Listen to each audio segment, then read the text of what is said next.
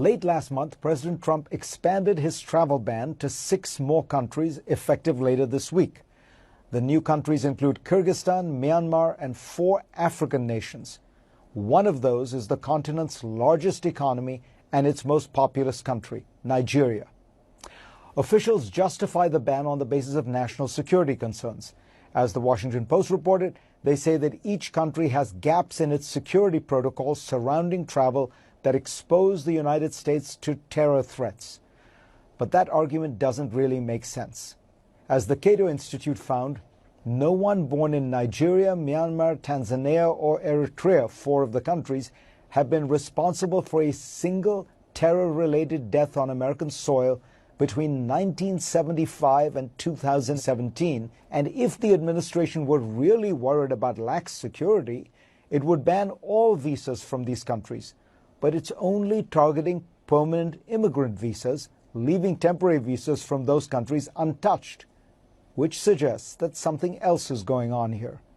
Last year, when Trump unveiled a new immigration plan, White House aides told the Washington Post that Trump wanted high-skilled, well-educated, English-speaking immigrants who could assimilate easily and give back to the country. That's an understandable wish list for any world leader.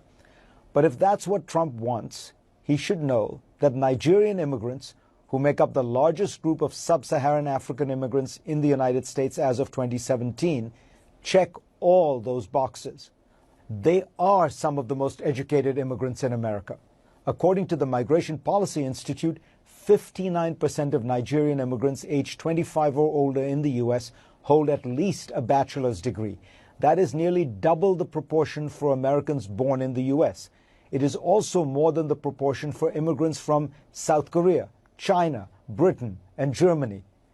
And Nigerian immigrants tend to work high-skilled jobs. 54% of them are in largely white-collar positions in management, business, science, and the arts, compared to just 39% of people born in the U.S.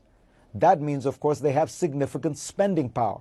According to a new report by the New American Economy Research Fund, in 2018, Nigerian immigrants in the United States made more than $14 billion and paid more than $4 billion in taxes.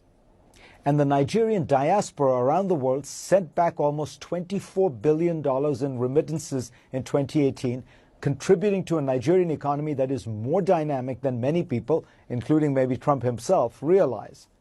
Nigeria was once thought to be just an oil economy, but today services account for more than 50% of its GDP. Technology is now 10%, according to the Center for Global Development. A growing middle class is increasingly educated and aspirational.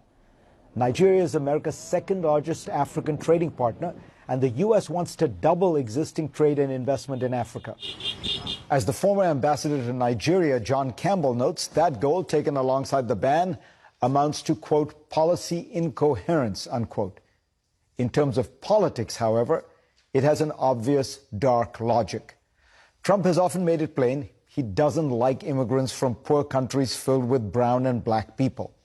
As the New York Times reported in 2017, he complained to aides that Nigerian migrants would never go back to their huts.